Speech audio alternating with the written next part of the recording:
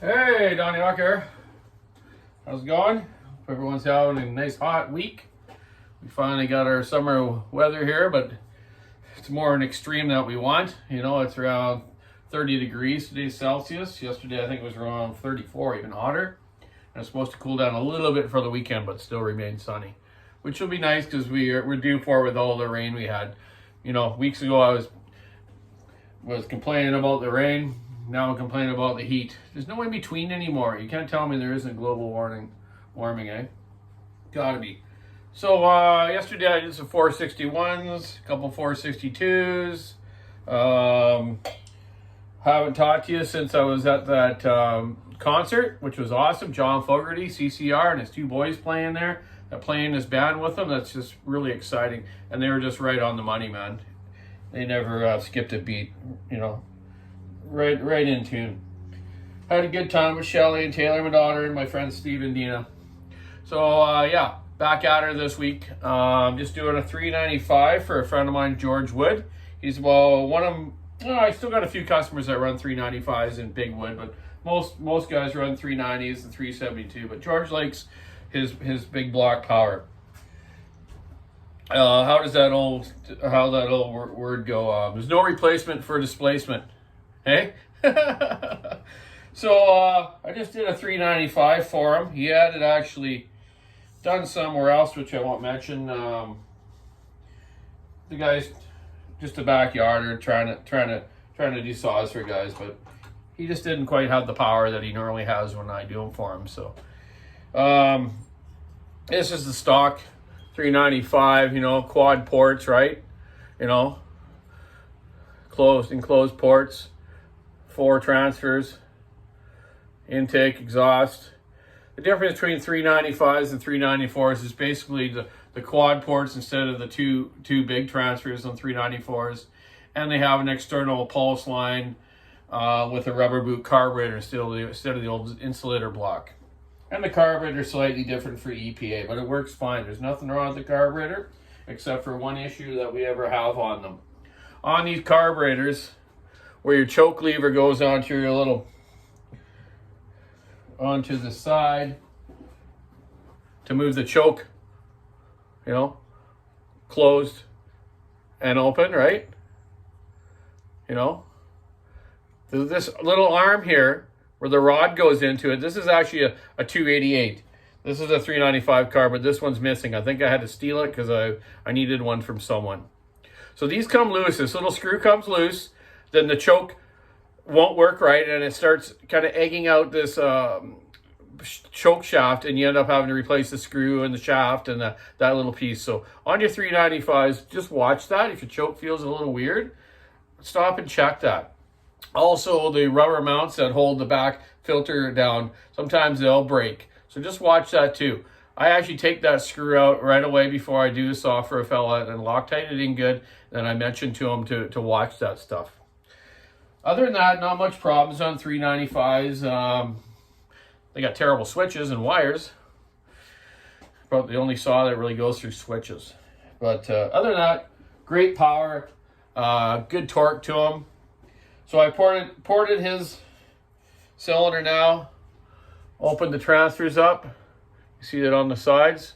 I don't take the lip of the barrel here right down because I've had a few break out in there. So I try to keep the strength there. Done his transfers. Exhaust port to my specs. Intake. I will be giving it more compression. It'll be turned down for more compression. And I also do an ignition timing advance on it. Another thing he likes a nice wide open muffler. So I'll take that 395, and you notice the difference between the 395 and 394 muffler is the 395 has like a round tube in there, almost like a little tuned miniature pipe in there, but the flow is going to go into the muffler, to the side, through that pipe, then out through the one outlet by your chain brake handle. I go in there with my torch and I cut all that out of there. Then I'll put 2 sides on. He likes the 2 pipes on the side, but because it's summer right now, I'm just going to put the square caps on with the screens like I've done for most people that have to be forestry safe, right? And fire safe. Not that the pipes really start fires. That's a bit of a myth. I don't care what anyone says. So yeah, George Wood, there you go. I'm gonna have that back together. I'm gonna have it back together, or put it together tomorrow afternoon and run it in, and he'll be picking it up tomorrow afternoon. He's not very big wood right now. He's running a 372, but they're going into a patch of bigger wood, some big second growth, and he'll need it for that. He likes that. So anyways, that's what I'm doing. And oh yeah, I forgot to tell you the story. When I was coming back with my brother from the Okanagan Kelowna we went to, my aunt's celebration of life a couple weeks ago. This phone I use for doing my videos and, well, everything in life we use it for these days, right? It's like a little sucky thumb thing these days, eh? Like babies have. Phones like are attached to us. Anyways, we're driving down the highway, me and Johnny, and I'm out the window. I'm gonna take a picture of this really cool rock formation of this mountain. We got some really cool mountains up in the Coquihalla Highway area, which are kind of the West Coast, kind of Rockies in a way. West Coast mountains, anyways. So I'm taking this picture, and I got it out the window, and boom, the friggin' wind caught it, and my phone went behind us on the highway. I seen it bounce up and down under a semi, under a car. I'm like, great, I've lost everything. So Johnny quickly pulls into this brake check area, or chain up area, right? You better chain up in the winter. I'm like, oh, God, darn it. So I jumped out of the truck, and I hiked back about 2 kilometers. Lucky there was a little trail along the kind of cement barrier on the side of the highway. So I'm walking along, and it's hot, and there's so much traffic, man. I was like, it's gone, man. It's got to be smashed all apart. But all of a sudden, I seen this little sparkle against the inside curbing of the highway, like right in the meridian, right in the middle of this freeway, and it's super busy. So I walked a little closer. I go, no way, there it is. So I'm like, okay, now it's time to do leapfrog, like George Costanza off the Seinfeld show, eh? And I'm like, waiting, cars, semis. All of a sudden, I see a clear spot, and I'm no sprinter these days, man, but I can at least run a little bit. I ran out of that highway, grabbed that phone, ran over, jumped back over that curbing. I was like, whew, these vehicles go by. So then I walked back to Johnny's camper and truck there, and I'm walking along. He's filled with me, and I'm like, I'm walking along, all bummed out, pretending to know I'm bummed out. And I get up there, and he's like, I can find it. I go, yeah, it's gone. I'm like, told you, fooled you. I pull it out, and holy man, all I lost was my cover for the back, and it damaged 2 corners of it. There's a couple of little cracks in each corner. I noticed there's a little cloudiness in my screen now, so I don't know if that's showing up when I do the video, so I'll look after this one.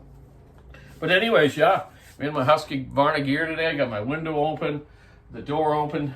I used to have a ceiling fan in here, but I don't know. We took it down and put new lighting in. That would be nice to have. Maybe I put a little fan in the window over here, right? Okay, down in this creek area that we have behind there, some nice cold air. But hopefully this extreme heat's gonna go away, and we'll be all right. Okay, so anyways, yeah, I got these 95s done. 461 ready to go for tomorrow for Mr. guy named Dudick, I think. Dudick? Yeah. 592 to do. Got a few to do now. A couple customers want them. And a few other people around the world. No coffee today. Got my Canada Dry ginger ale. Great stuff. No caffeine. Just good stuff. Anyways. Keep your saw into it, stick in the ice, rubbing around, air conditioner on, lots of water. Check out the walkersawshop.com online store, and have a great week. Stay cool. Don't work too hard. Over and out.